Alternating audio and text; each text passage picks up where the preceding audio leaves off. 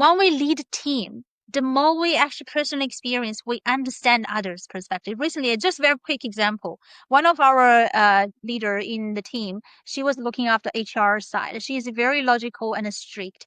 And she says, I just couldn't understand why some people, they can't just follow the rules. And last week, she was sick. She couldn't even respond. She doesn't have energy to really answer any question, like to get in touch with the team. Then because of the experience, she understands when someone in that energy state, they just couldn't bother. They just don't have the energy to do anything. So because of the experience, she understands now. Oh, so when other people experience that, what was their feeling? So she let go of the judgment of that because the experience.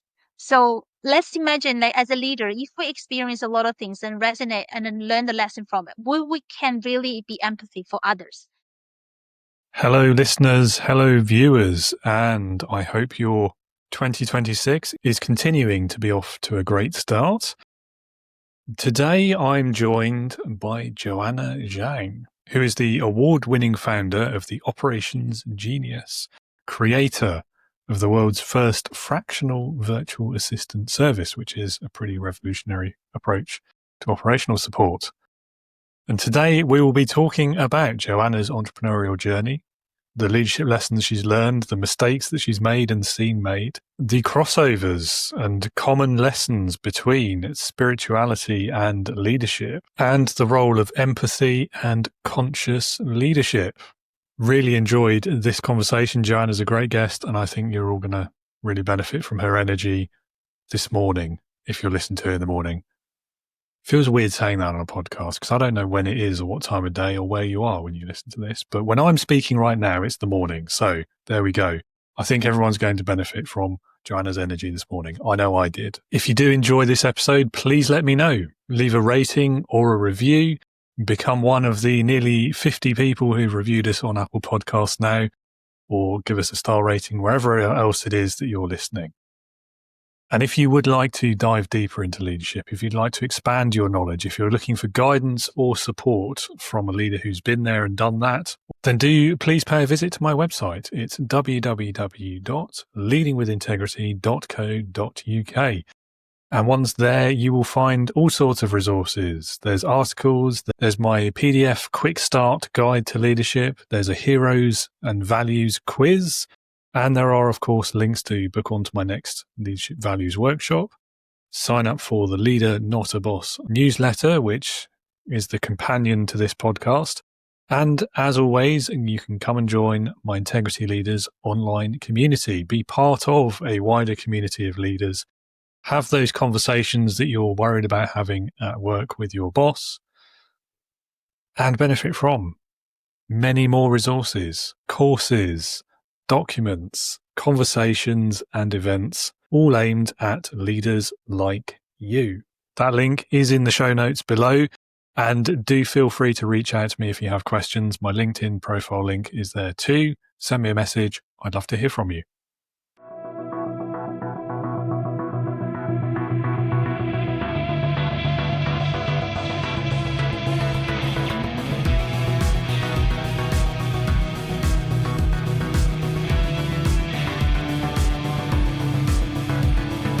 Welcome to the Leading with Integrity podcast. Leadership talk for the modern manager. With your host, David Hatch. Joanna, welcome to Leading with Integrity. It's lovely to have you on the show today. Oh, so lovely to be here, David. I'm thrilled. Yeah, it's a conversation across several oceans, isn't it? With me in the UK and you down under. So Yeah, but nowadays you see there's the beauty of the technology. They break through all the barriers of distance, and it's literally like facing you face to face, right? And I believe Absolutely. all the audience all around the world one day hear about our voice, it just feel like we're beside them. Yeah, it's definitely the advantage of technology, isn't it? Yeah. So best place to start, I find, is over to you for a little while. Tell us a bit about your career so far, what you do today, and why you do it. Oh, wow. It's a big question, but I'll make short and sharp and sweet.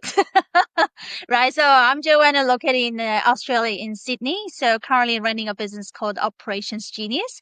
From the word you can see is related to the operation side of the business. Also, we're focusing on the genius for every single one of the team members, also our clients. So that's our mission and passion.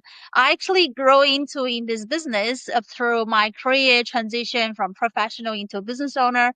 Also, personal experience leadership style changes from title leader, servant leader to spiritual leader, which we can dive deeper later on when we have the conversation. So I believe that today I'm so happy to be on this podcast called Leading with Integrity, because 4 years ago I had a solo awakening event, find out my soul mission, soul power, soul purpose. It is around the leadership and helping teams and their members to grow to create a better world. So I'm so happy to be here to share all the experience and insights.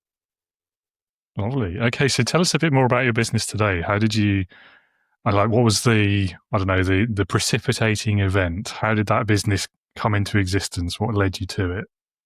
Yeah, so very interesting. Like many business owners, probably when we start a business, um, some are planned and some are not. And this one is out of the plan for sure. Because when I started to be self-employed, I was a financial planner actually as a professional. I left the bank and started to be self-employed. But from that experience, I found out there's a lot of things I need to learn, become a business owner, because that's a totally different area. And because of I'm not very self-sufficient, not DIY styles. I found there are some tasks I'm very incompetent, like IT or marketing. I don't like it, and I'm not good at it. So I had to find someone to help me. But at the time, I was working with the different VAs and experiencing challenges and hurdles. I had all those challenges of really finding different skill sets to help my business within my budget. But I couldn't find something in the market that's suitable for my needs. I need all different kind of skills, but they all work in 20 hours, 40 hours, a lot of them full time at the time. So I couldn't really, find a model to support me. So fortunately enough, after all the challenges and hurdles, I finally formalized a star team. Everyone specializes in their genius zone and specialties, so I can customize the team to support business to start with. Then I thought, why don't I share that with others? Because many of us on the business scale up journey were experiencing similar thing. And if I figured a solution, why don't I share that? That's how the operations genius born. Mm. Wow. And so how do you find these people? Is it just, I don't know. I mean, do you meet them on the internet? I mean, do you, what's your recruitment process, I guess, is the question. I think very initially I went through the agents. So they Okay. actually find the talents on my behalf and they screen them and interview them. Of course, I do the final interview. And from that process, there was a lot of challenges and, trial and error as well. But as many business, the hiring the new talents, we're all experiencing that. But to be honest with you, I run this business for 8 years. For the very first 6 years, I've never met them face to face, just online. Wow. But I think 2 years ago, first time I visited Philippines, and because they all in Philippines, and we had such a wonderful time together face to face. It's just like a family, and just create a deeper bond as a human, layer face to face. So that's wonderful. So what I would like to say is that because that relationship was built on the trust, and there was a time working together to really um, roll out and grow together to make things really kind of work out, even though there's everything online. Mhm. Yeah. I mean, it's an increasingly familiar story, isn't it? The kind of the online only business. And I mean, that's a great example of how well it works and why it should be the norm, I think. I mean, I'm definitely a big advocate of online first, online only, remote 100%, Yeah, So, especially after COVID. Mm. yeah, I mean, during COVID, we didn't have a choice, but I think it was good because it showed us what was possible. Yeah, It was kind of if one good thing came out of the pandemic, I think that was it. Um, yeah. but this whole sort of you read the headlines. I was just saw one just the other week, and they've been going ever since COVID about this whole return to office and people talking about the office, the team culture is just not the same remote and all of this sort of thing. I mean, what do you think about that, given your experiences with it? Well, for me, because there's no big change because for me it was always online, but I can understand how people feel because I used to work in the office. Everyone was very close and with a certain schedule to hang out together, to communicate, collaborate, but suddenly it started to be online. And then when they get together, the team always missing certain people. Is not like a full house as before, and then the time become more flexible. From the team member as well as going to the management, especially the management, probably facing more challenges because nowadays they using different ways to really lead a team. Yeah, I could feel there's a pros and cons or maybe different challenges for every different one. But I believe whatever happens for us, there's a reason behind it as far as we learn the lesson and improve and grow, right, from it. Mm. Fair enough. Yeah, no, so it's interesting. Yeah, I particularly like hearing stories from people like yourself who've done both, because I sort of have done both, except the Okay. offices I worked in were awful. Like even then, before remote work, I didn't want to be there. Oh, A so lot of it's the better time. for you than Yeah, online. oh, definitely. Yeah, I mean, there's a reason why I work by myself and remotely all the time. But it's so I'm conscious I have quite a big bias there, and maybe if I'd worked in a fun office environment, I mean, not to say it wasn't fun. There were times, there were moments where it was good, but Can I yeah, ask you a question? I'm just yeah, curious. Are you introvert? yeah. So this is a difficult one as well. Yeah, so I've Uh, had this conversation a few times, and I've done some of those like introversion tests. So like 5 years ago, 10 years ago, I was massively introverted according to the tests I did back then. I did one more right. recently, and I was bang in the middle between introvert and extrovert, which I thought was quite interesting. And I don't know why Yeah, that is. I feel like because I understand how you feel, introverts are very more sensitive to the energies. That's why Mm, they tend to go invert by themselves because my elder son is like that. So I understand while he's in the school, he couldn't really cope very well, especially with a lot of people. But he has very good friends very closely, like so I understand introvert as a character is very sensitive to big environments, especially some energies interfering their comfort, environment. So yeah, but I saying that by understanding everyone's uniqueness and difference, it's very helpful in a way to understand other people's perspective to work together as a team. Mm. 100%, 100%. I think you're right. I've always kind of had this theory in my head that came down to the context I was working within. And I think that's Yeah, probably the reason I saw the change is because now, I mean, I control the context. I'm a business of one. yeah, I work from home, so it's entirely down to me. And but also, like, I've got yeah. to put myself out there because I don't have anyone else to do it for me. So I have to be a little bit extroverted, otherwise nobody knows I exist and the podcast doesn't happen and all these other things. It's a great Um, way. I mean, because podcasting, you have a one-on-one connections. You're still in a mhm, very comfortable environment to exchange ideas, collaborate, and yeah, then also you can really share these messages out, which is wonderful, beautiful. yeah, yeah. I mean, Yeah, I love it. Obviously, I wouldn't keep doing it this long otherwise. yeah.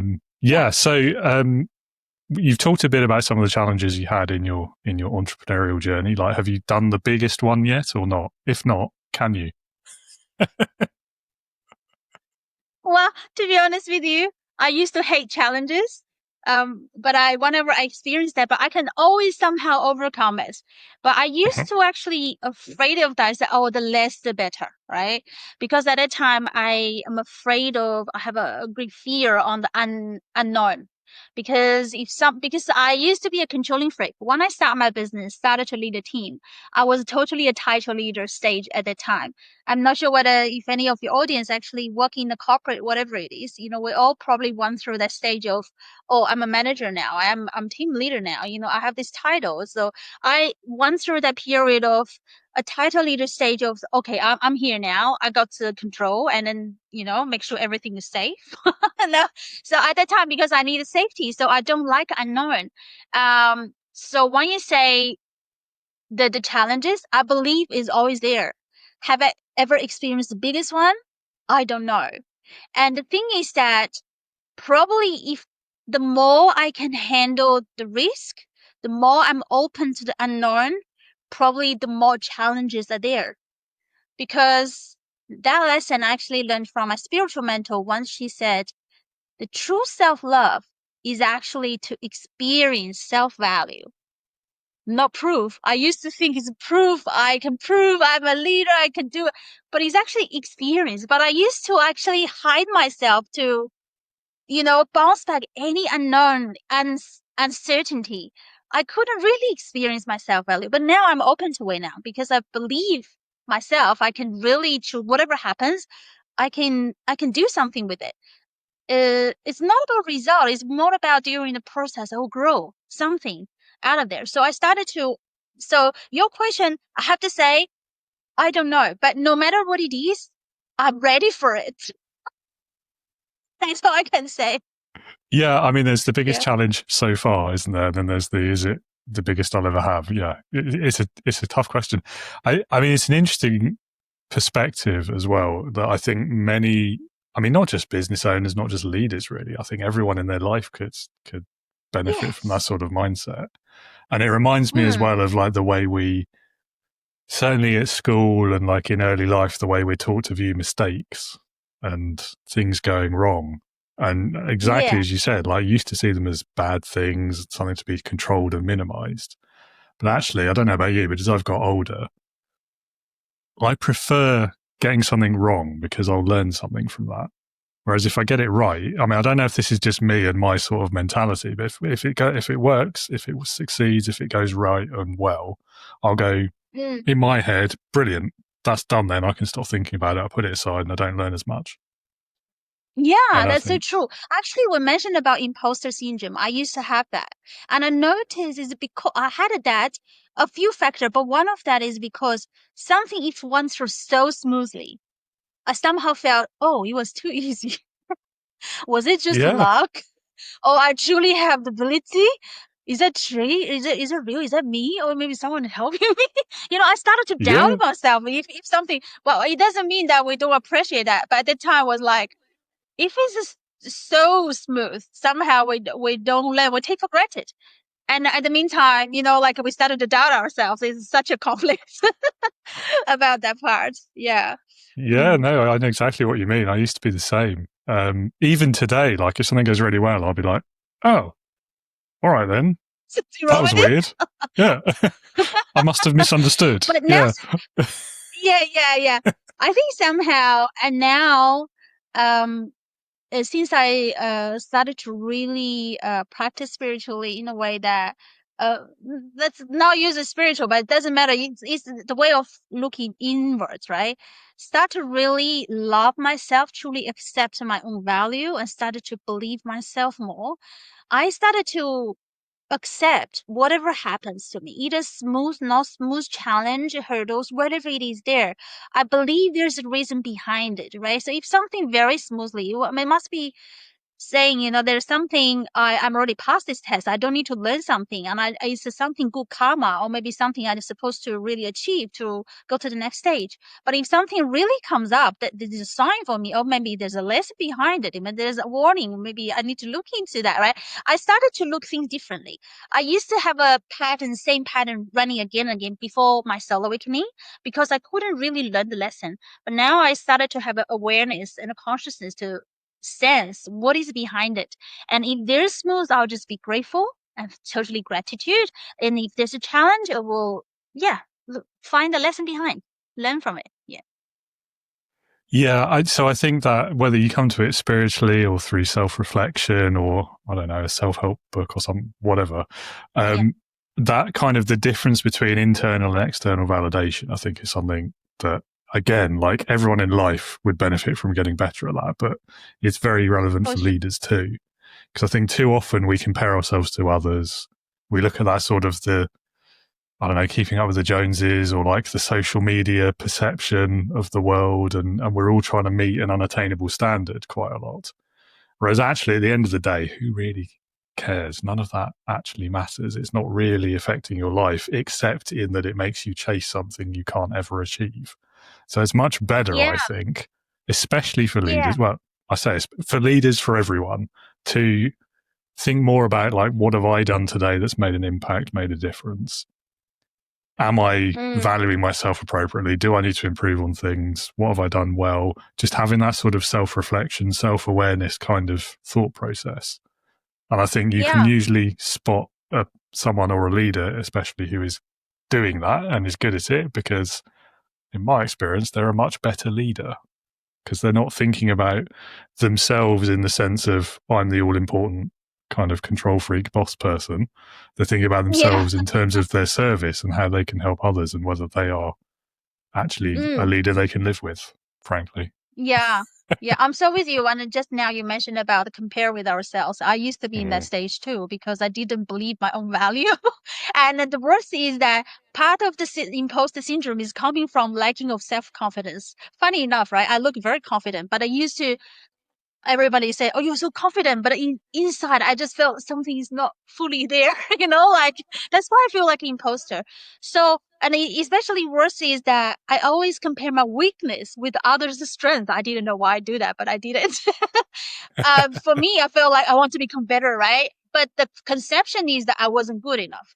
So that's all foundation wasn't there to truly accept my true value. But since I really go inside to my spiritual journey, I realized that every single soul is uniquely different. There we can't compare either because everyone's so unique. So there's no point for us to compare at all. So since then, I started really truly accept all aspects of myself, light and darkness, the strength and weakness, and to really look into that just to accept that's all part of me. And then since then, wow, I think things started to change because I let go of the comparison. I let go of the external validation because I don't need to prove anything anymore. I'm here as myself, but being here has a value. So there you go. I think that boosts my really true call of the confidence enormously. And Mm. just be here, be present, and then share whatever we have. It's already part of as a leading journey. And as a leader, I feel like it's more like, especially I love your topic of integrity.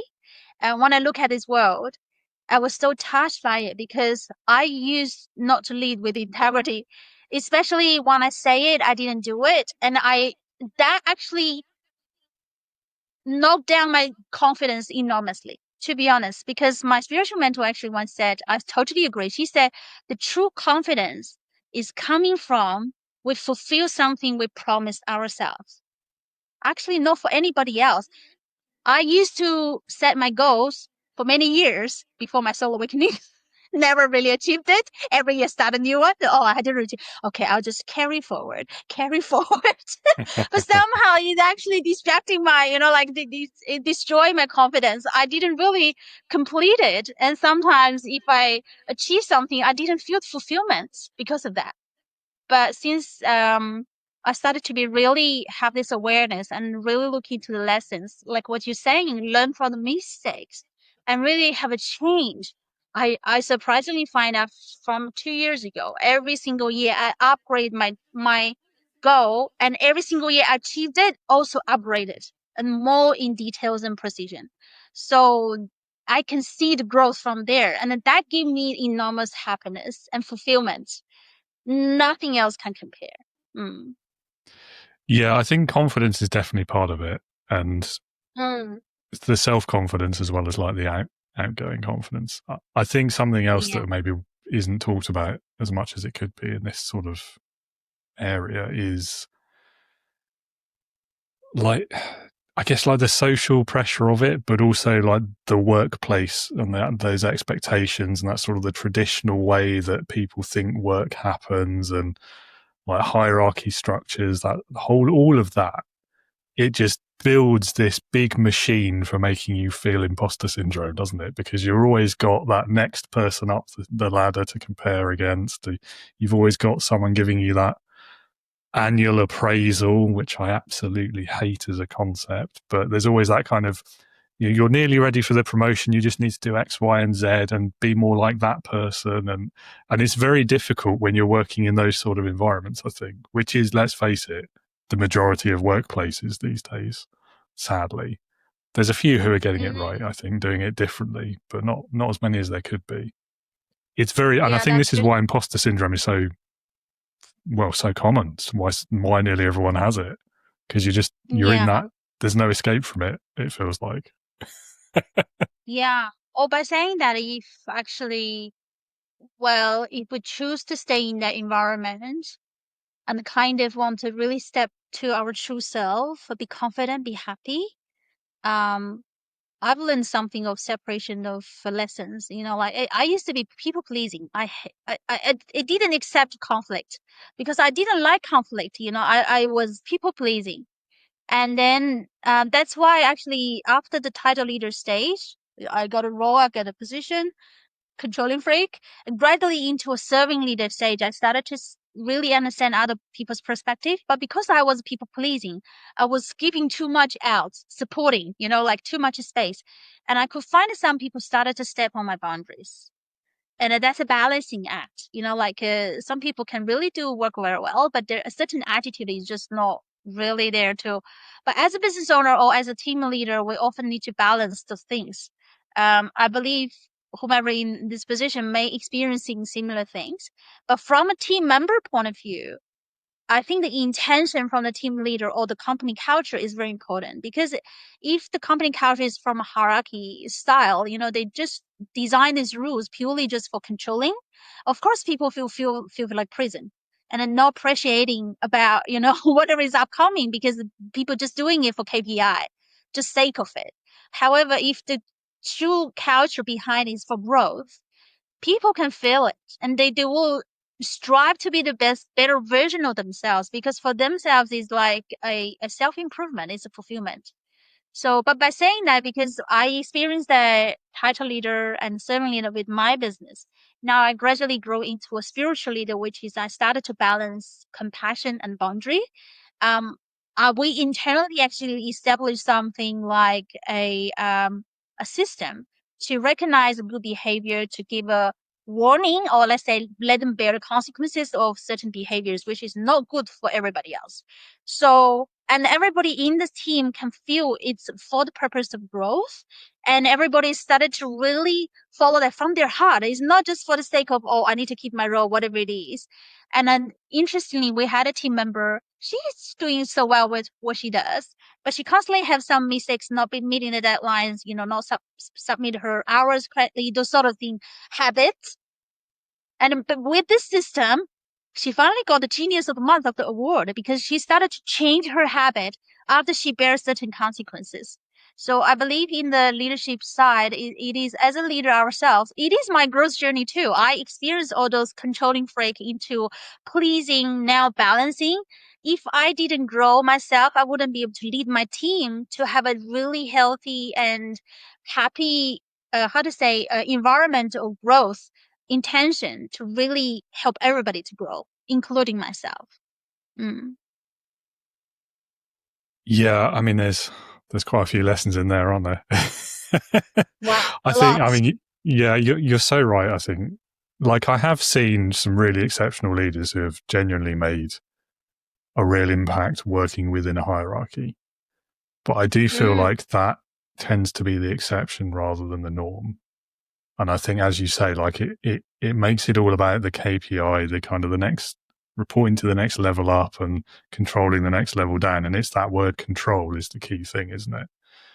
Yeah, Um, and yeah, it's a tough one it because is tough.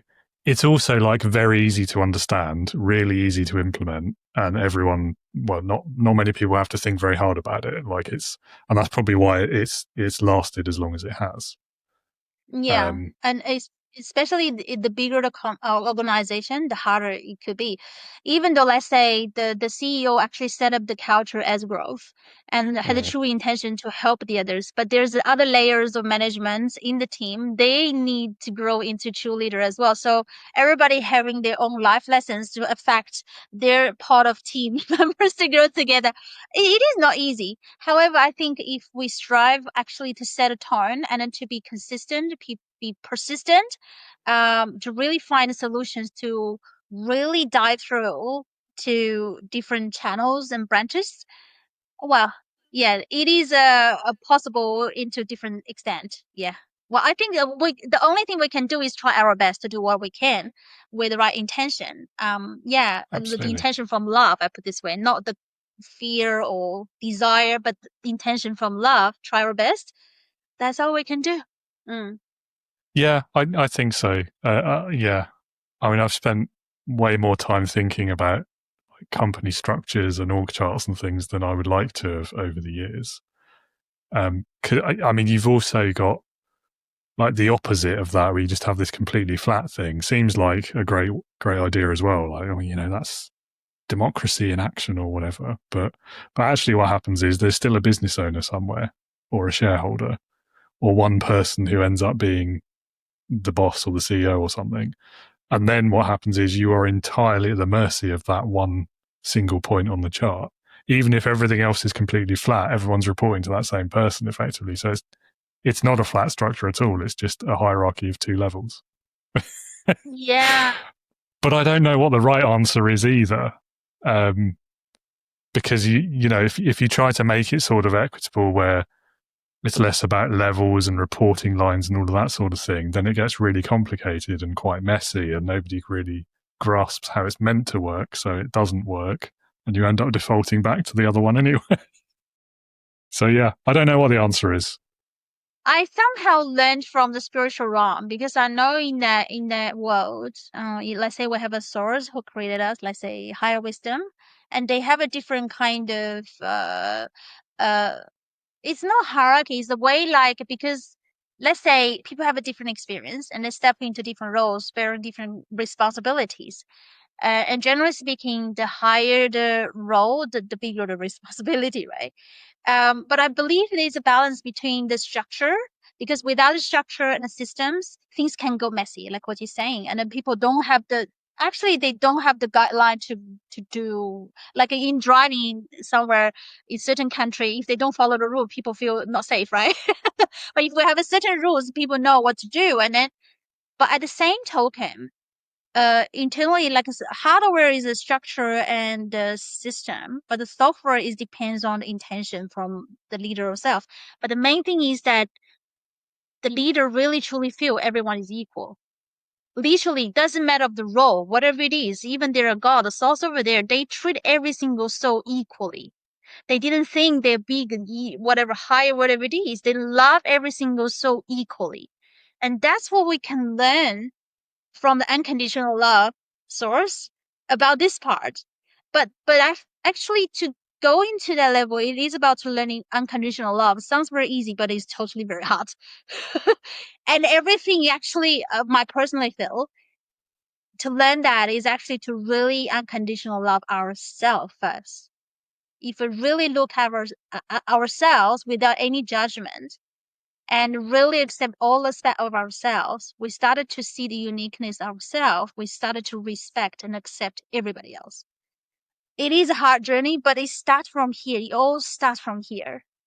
And I think as a leader in this world, with integrity, that's my mission and passion now. Why I'm on different podcasts is that because I personally transformed myself from a logical and from fear and desire, not fulfilled imposter syndrome leader, now become really truly balanced and spiritual leader. I'm still growing into it from a love and care, and has wholeheartedly endless energy to share with the world. I personally transform from that stage. So that's why I'm on the podcast to share these divine messages now. Yeah. Well, fair enough. Yeah. I mean, spirituality isn't something we really talk about very often.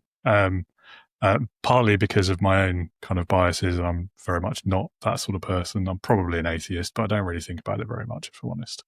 However, there are definitely lessons there. Like, even if you don't believe, in inverted commas, and I say this about the Bible as well quite a lot, because we get Jesus picked for the last question quite often, and this comes up quite a lot. But even if you don't believe in the religious or the spiritual aspects of it, there's still some lessons in there. There's good learnings that you can take from it. And I think as you were talking there, the one that immediately struck me was self-leadership.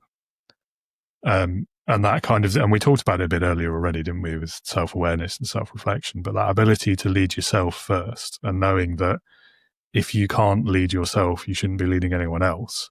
But also, if you can lead yourself, then you should be able to overcome that imposter syndrome because you're leading yourself already. You can lead at least one person, therefore you're capable of leading others. And I think that's something that's helped me quite a few times over the years. Yeah, and if we can do that, that's true integrity. That's a true integrity. If we can truly lead ourselves.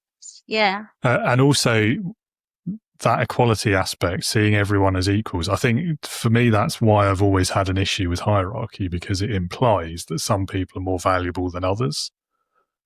And while in a business setting, you can rationalize that quite easily through like experience or skill sets or qualifications, I think it leads you down a slippery slope to thinking like, well, I'm worth more than that person because I'm a director or whatever. And I just don't think that's a very nice way to think if you're in a leadership position.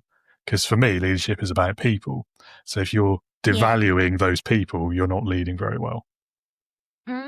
Yeah. I can feel that's a title leader stage. Because they holding the title feel that's everything they, really cherish for. Yeah. But actually the essence of leadership is not that at all. Because I actually learned from my spiritual mentor. She inspired me with this sentence. She said the true essence of the leadership is actually to help everyone to become the best version of themselves. And I truly believe in that and started to really practice with myself. And if I can help myself to become a better version all the time, I could inspire and guide others to become better version. And that's the culture behind our team as well. Everybody stay together to grow together. That's true essence of the leadership. Yes. Yeah, no, I quite like that. I also like great leaders create other leaders. Because again, because I think what we've been talking about really, like hierarchy and all that, everything we've kind of complained about really, let's be honest, so far, none of that to me is actual leadership. It's management, really. That's what it really is. Yeah. And I think this is where in business in particular, people get the two ideas mixed up. I think that's where things go off the rails, isn't it? Yeah.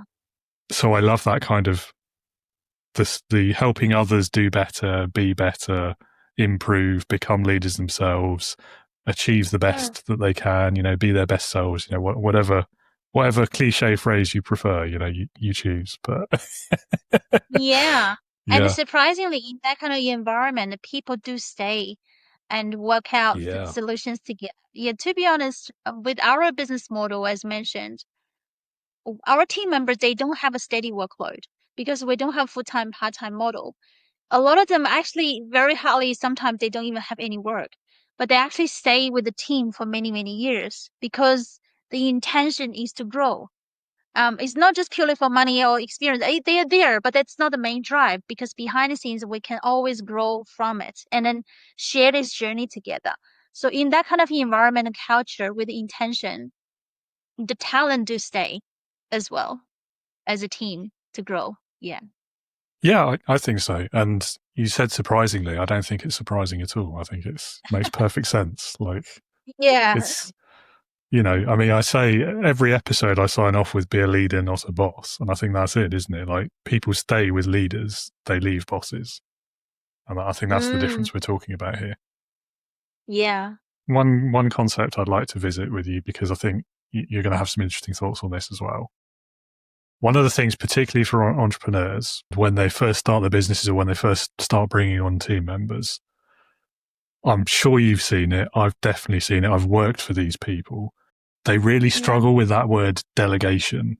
And tell me about it. Yeah, and like, I'm not sure I even really like the word delegation because, again, it implies hierarchy and devaluing people and all these other things. But anyway, so let's call it dividing up the workload, right? Yeah. So what strategies, what approaches would you recommend for someone who's struggling with this so they can actually learn to do it effectively without kind of losing touch of what they want the business to be and what they see as their own role as well? I think there are two aspects. One is from mindset point of view. Why do we delegate? First of all, if you feel like delegation is like just get rid of my things and give to someone else, Of course, probably there's a feeling behind it is like comparison or the hierarchy style, right? So the first of all, if you feel like I actually use a exercise I share with all my audience or the communities, even my clients, is that while I was financial planner, I had a business coach. At that time, how I started to work with the VAs, I started to delegate, is because I did exercise. I started to put my all the skill around my life and work into 4 categories. Start from incompetence, which is something I don't like to do. I'm not good at it. To competence, which is I'm really good at it, but I don't like that dearly. And then go to excellence. I'm good at it and I love it. And go to the essence, the genius part, which is part of me, nothing can replace. So I did exercise. Everybody can really try that. You can bring some whatever in your life, even cooking or cleaning, whatever, you can put into those 4 categories. The reason for us to delegate is not about high or low, whatever it is. It is about our energy. I always believe energy management is even more important than the time management, because I notice if I'm in the heart flow, in the higher energy state, in a vibration, I can do things just like this, very efficient with the creativity. However, if something actually dragging my energy down, I can't perform really with the productivity and the creativity. And I found the reason behind it is if we actually stuck a lot in the incompetence, that's the first layer, it's draining our energy for sure. Because there's something, imagine, we're not good at. I know I don't like to do it. And we had to do it. How do you feel? Well, if I listen to it, you already feel like heavy, right? So that was my decision to delegate that part out first. It's not because I'm better, you're worse. Actually, I delegate because the other person is better than me in that aspect. With them working on it, they like to do it, they're good at it. By them doing on it, they go there at heart flow, improve the productivity, also give my energy back. And then I delegate the competence part, and then the excellence part, and then genius part. Funny enough, I want to share with you why I actually finished my career as financial planning is because when I did exercise, I find out the financial planning was laying down my competence part, which is I'm good at it, but I don't love that dearly. That means something was missing there. Then I started to question myself. Is that a career I'm going to do the rest of my life? Oh, apparently not. That's how I actually made a decision based on the exercise. But because that decision, I started to go to my genius zone gradually. I made a decision to delegate out those areas that is actually draining my energy. Now I gradually work in my genius zone, what the things I love to do, make me passionate. I'm always energy vibration, so I can really truly contribute back more to this world, to be honest. So yeah, that's the mindset part of whether we want to delegate and why do we delegate. Another thing, the other part is about software. Let's say mindset. The other part is about logical part is how to delegate, right? So a lot of people, when we started to delegate, we experienced a lot of challenges, hurdles, including myself. I think a couple of things. One thing is about our expectation. So if we expect someone else to deliver the result exactly as what we think to start with, the possibility could be 0.111, something like that. Because we're all different, especially a lot of business owners. We are visionaries. We're thinking things with ideas and structures. But the VAs and someone who is doing detail work, they're very detail oriented. We are totally two different kind of languages. If we're with our expectation, okay, design me something with this feeling, they come up with something, I experienced that, totally different from my thoughts. Then of course we will get frustrated and disappointed and feel like, oh, why do I delegate? Why don't I do myself? You can't really understand me. It's about expectation. But if we actually really use our language to speak to, even like AI now, we notice that the more detailed prompts we give to AI, the better the outcome. The same as a human being, like whomever is different from us. If we give them directions, they can actually surprise us. That's what happened to me. I actually practice my, for example, design work. They come with the first prompt. I give them indication of where to change instead of just express, oh my gosh, I don't like this. It doesn't really help, right?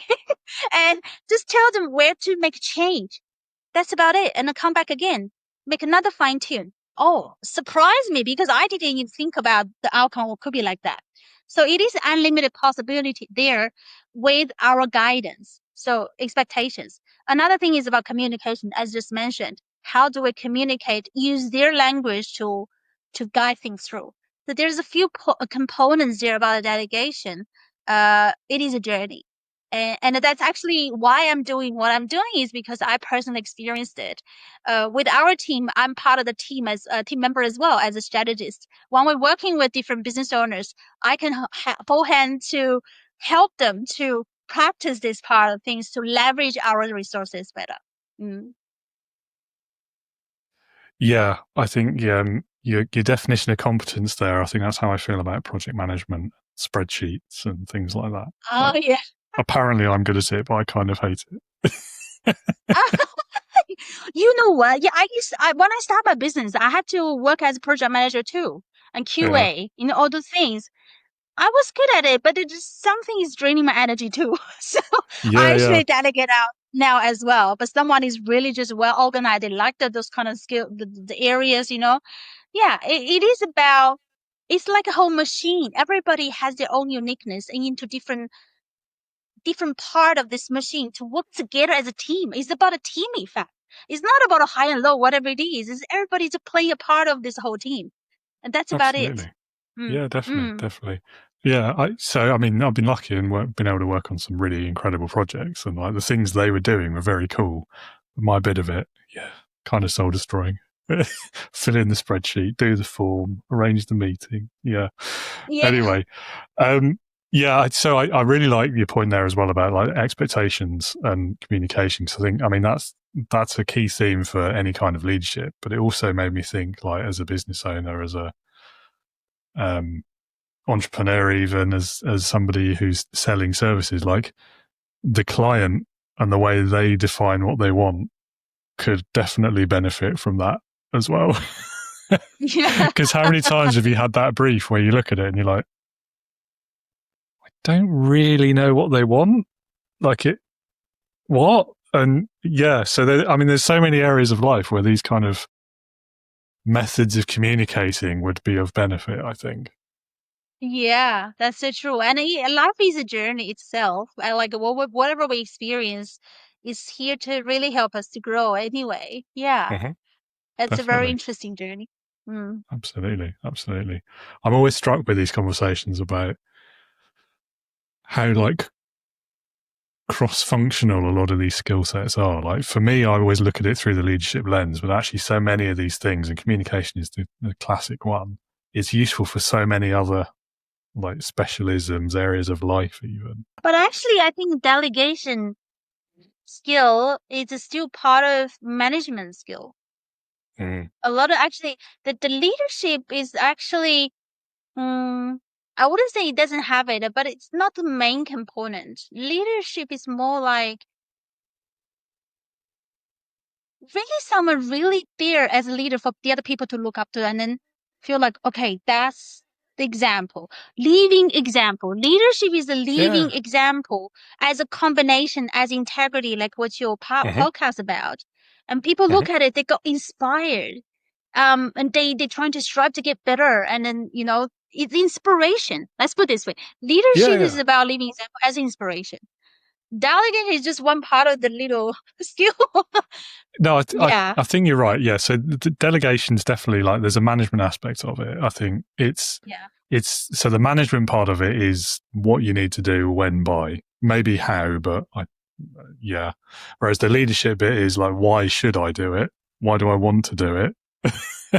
And then actually Yeah. getting them to do it, or making them get enthusiastic and motivated to do it. Yeah, there is it's one of those things I think where it kind of crosses the line a little bit. Because if you're just purely a manager and not a leader, you can delegate quite well on paper, but whether the work will actually ever get done is a different question. Yeah. And especially the leadership is more about motivate inner drive. Like we're Mm-hmm. saying, it's not force somebody to do something. It's just like they naturally intention meets intention. We Mm-hmm. have the things here and they wanted to do it and it's perfect as matching and go together. Yeah, as a team. Yeah. Yeah. I think the other thing with the leadership aspect of it is you can't just do it that one time when you're delegating the task. It has to have been a long-term situation, if you like. You have to have been leading prior to delegating that work. You can't just rock up and then suddenly be like, this is amazing, guys. It's part of this awesome vision, this one bit of task. If you fill in this spreadsheet now, it's going to change our business. And they were like, okay, but this is the first I'm hearing of it, and you want me to do it now, do you? Okay, cool. That's not leadership either, is it? So yeah. Mm-hmm. Anyway, so moving on to some more leadership questions. I think we've covered quite a few of the common mistakes, so we can probably skip that question. If you had to pick out one biggest leadership lesson from your career so far, what would that be, do you think?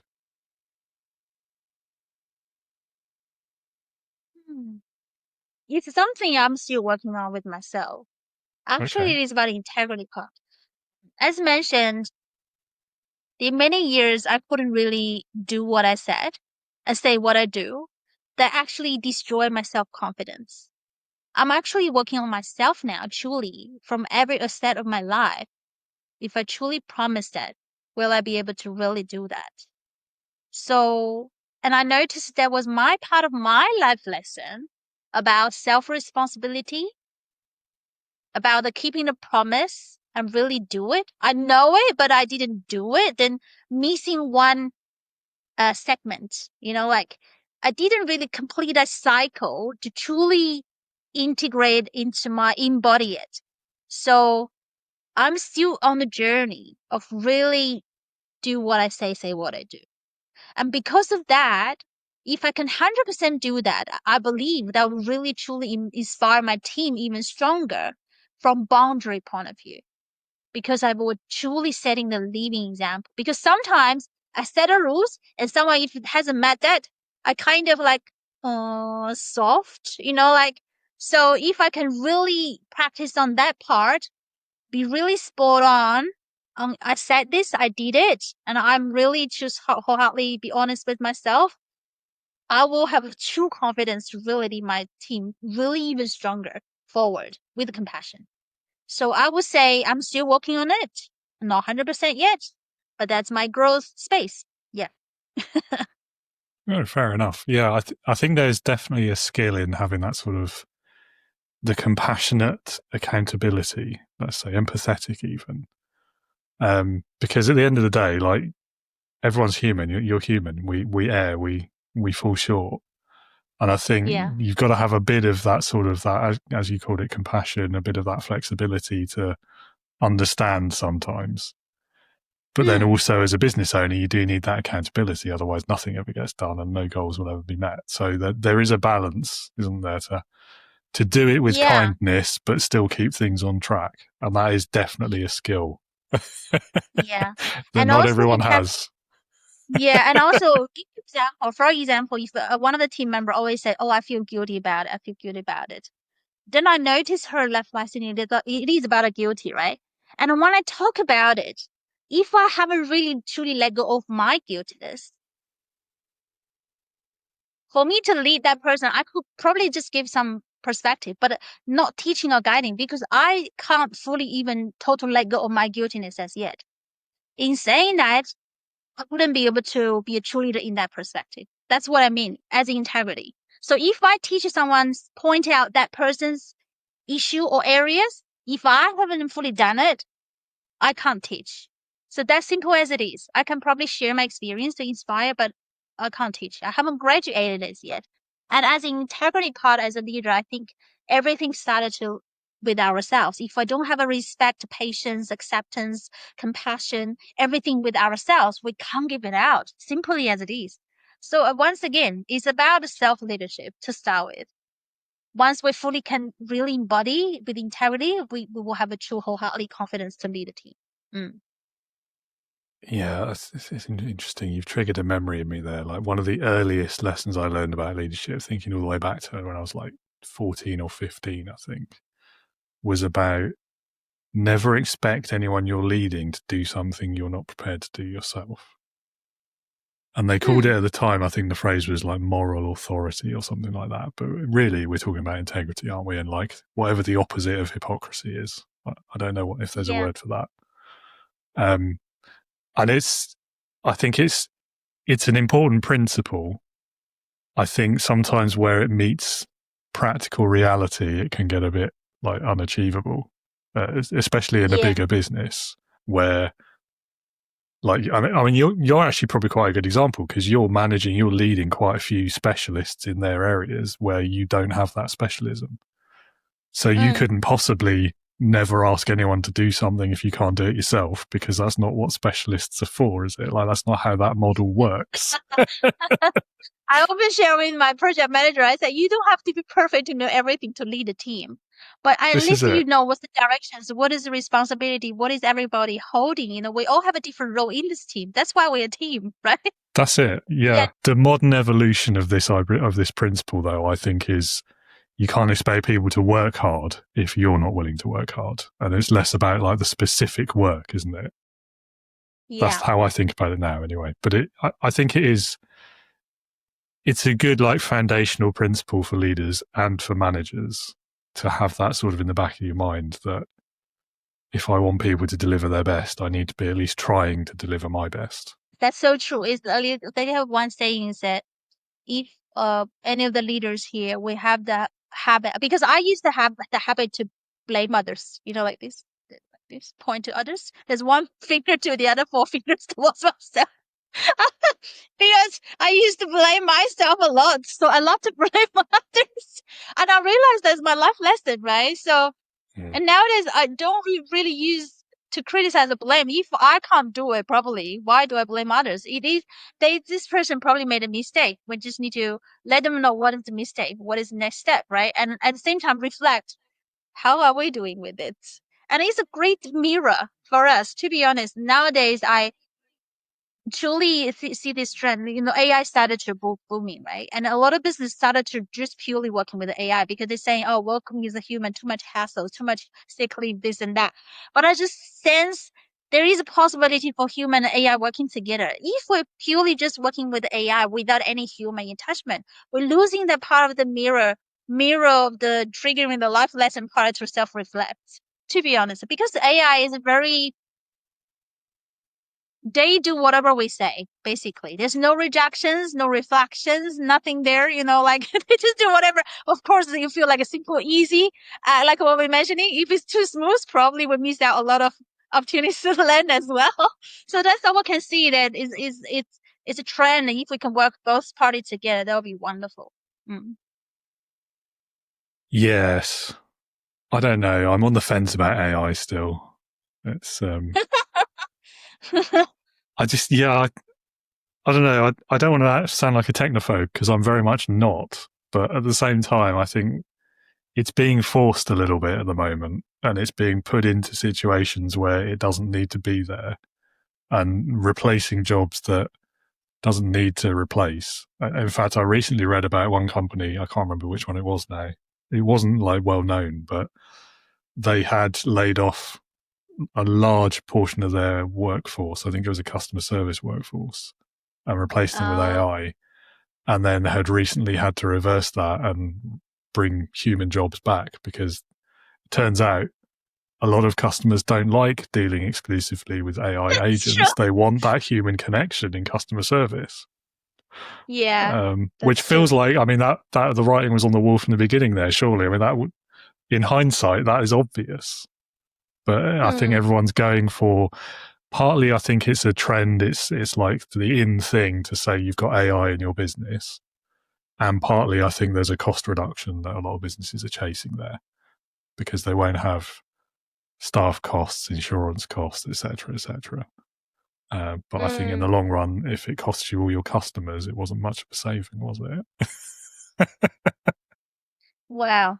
I think everything exists for a reason and everything is double-sided sword, the same as AI. How Yeah, we really true. look at it to leverage that to working together as a team. That's why I'm stronger on the team effect now. Just no one replace each other because nothing can be replaced. And the human as a soul ourselves are very unique.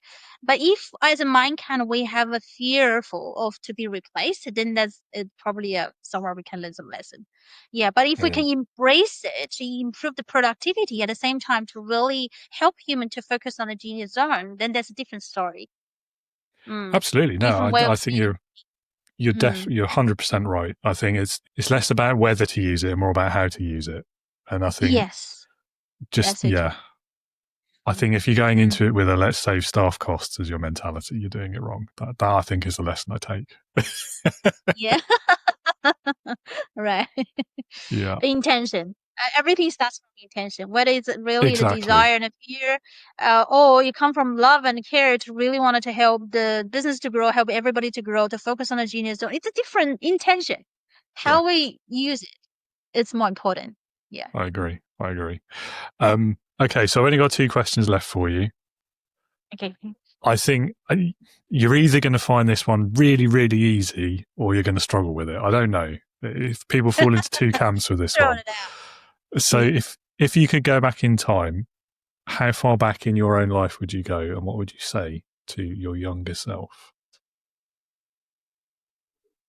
To love yourself more.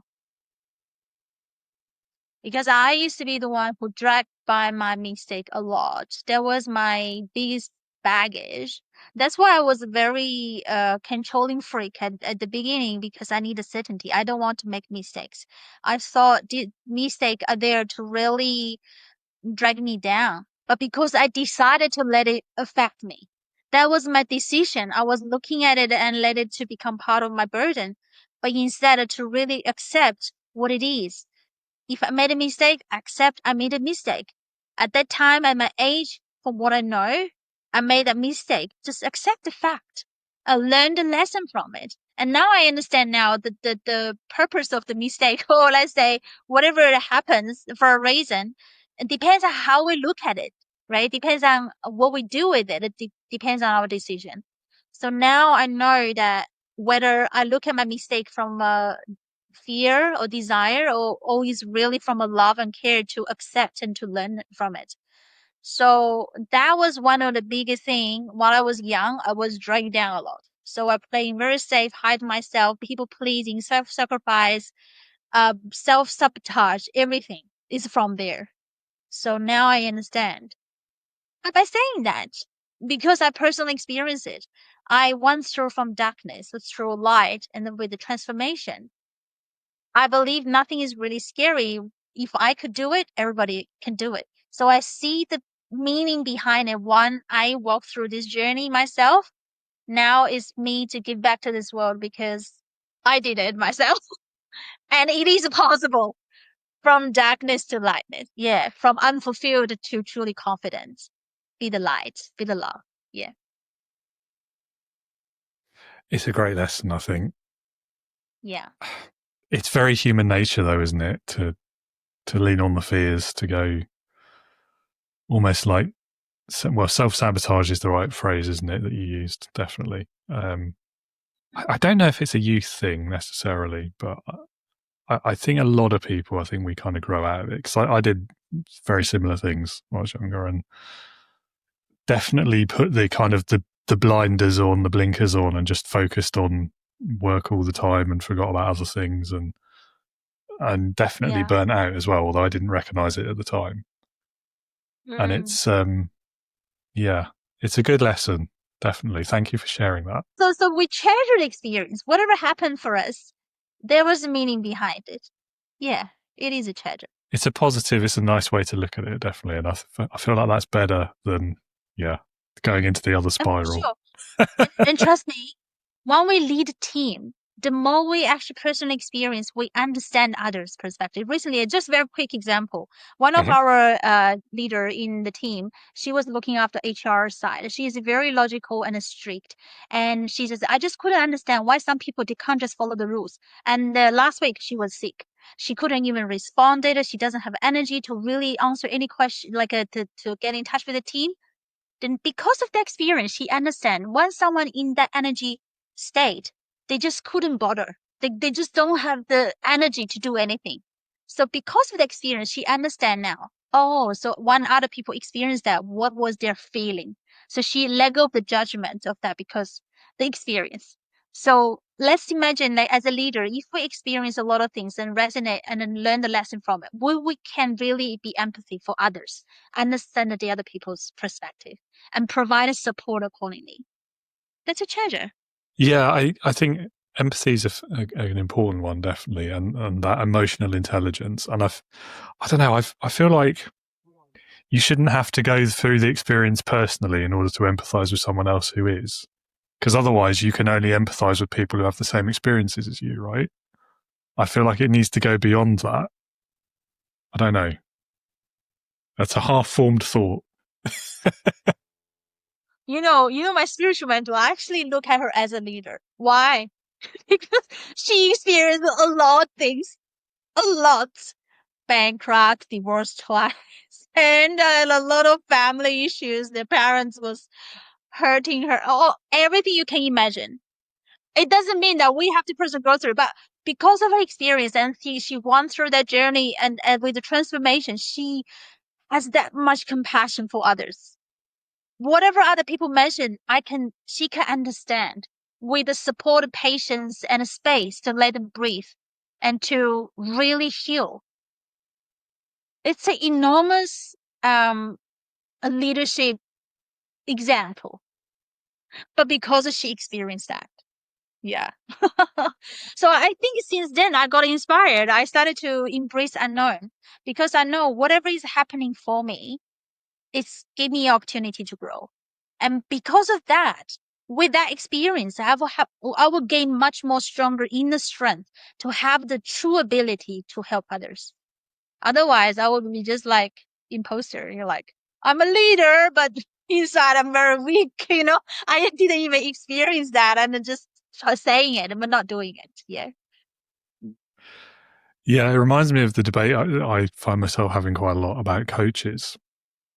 So there's this thing in the coaching world, isn't there, about it's a methodology, a practice, and that's it, and anyone can do it.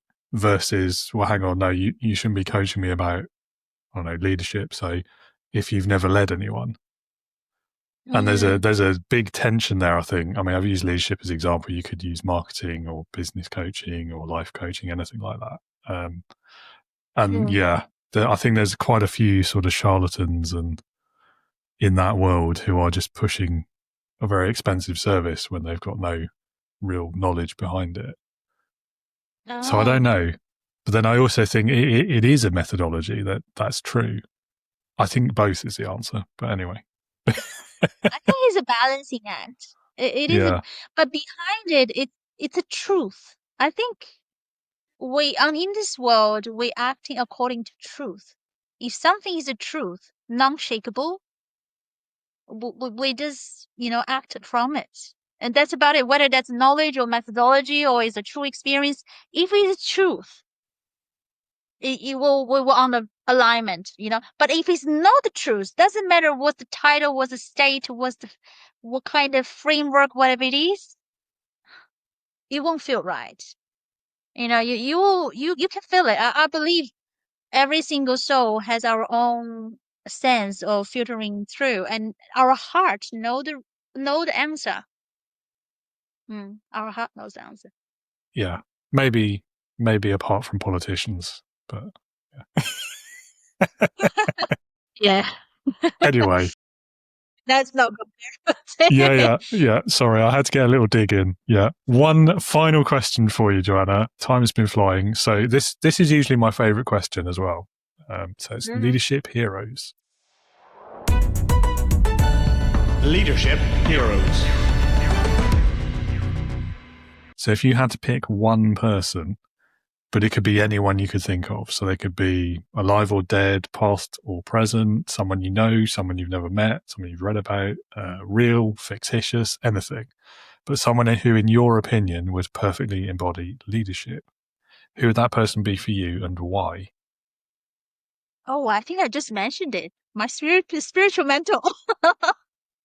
She is a true leader in my eyes. Yeah, in my heart as well. Because whatever we actually bring up, she can always resonate with it. And because she personally experienced all the things and she had a very hard journey, but she actually went through that. As example, she won from this point to this point as a leading example. So, and her teaching, like what you mentioned just now, some coaches probably just talking about the theories. You can feel when somebody talking about something it's just not touching. It's logical with some words, right? No feeling. But with her, it's a true blood, flesh, with life and energies. You can feel it. That's the real deal. That's different. It gave me inspiration. Do I want it to work out from surface, from the word, from the logical, from the brain? Look good, but nothing really with a true strength? Or do I really want it to just be myself, to share my true experience, be upfront, be authentic? I choose this side. I wanted to really personal experience it and share my experience and then you use my story. Hopefully it can be inspiration for others, whatever it can be. So it's our choice at the end of the day. So she's my true example, living example. Yeah, I'm not surprised by that answer, I have to say. I think it's clear the way that you view her and the respect and admiration you've got for this person, because you've mentioned her a few times through our conversation, and there's some very clear lessons that you're drawing from that as well. And I always find answers to this question fall into one of like three camps. Like there's the fictitious characters, which are really fun to talk about, but ultimately they don't really mean that much because they're not real. There's the kind of the historical figures, the unattainable perfection who, yeah, I mean, depending on how far back in history they were, I don't know that we really know the real them. And then there's ones like yours where it's people you actually know whose leadership you've personally experienced. And as much as I like talking about the other two categories, this one I think is my favorite because it's the most meaningful. It's the most real. It's actual leadership in the real world. So thank you for sharing that answer as well. Thank you for asking. Of course. Well, I ask all the questions. I had to. Yeah. You're a great host. Yeah. Well, thanks. I think that's it. Yeah. So we're almost out of time anyway. So thank you so much, Joanna, for this conversation. It's gone down a few tangents and paths that I didn't expect, but that always makes for the most interesting conversations. One final thing I will ask you is if anyone in the audience would like to learn more about you or your business, what are the links and where can they go?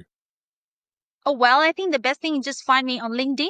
I just put my name, Joanna Zhang. If there are multiple of me and just put operations beside it, I believe I will show up. Lovely. Okay. Well, I'll find that link myself and put it in the show notes anyway, so people can find that easily. Beautiful. We Lovely. connected Well, already. we did. You're right. Well That's remembered. Right.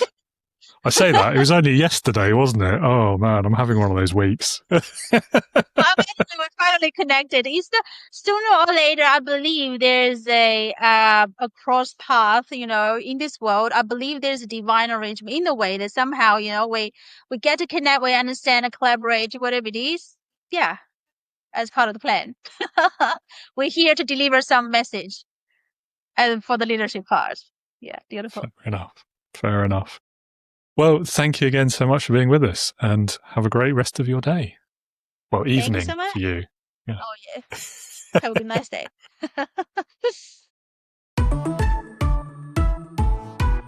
Thank you again, Joanna, for that conversation. Loved that. Did not predict where some of those tangents were going to take us, but they were really interesting. I was really struck by the common lessons there from both of our experiences, but also in the spiritual sense as well. Listener, viewer, hope you enjoyed that as well. If you would like to learn more about Joanna, you'll find her LinkedIn down there in the show notes too. Do click on that, reach out to her, drop her a message. I'm sure she'd love to hear from you. And if you are new to leadership yourself, if you are one of those struggling new managers, you don't know where to start, you're worried about your job performance, you're starting to lack confidence, maybe imposter syndrome or imposter feelings are starting to tap you on the shoulder, and you just like to expand your leadership knowledge, develop your leadership skills, then do come and join my community. It's for leaders just like you. It's called Integrity Leaders. It's 100% online.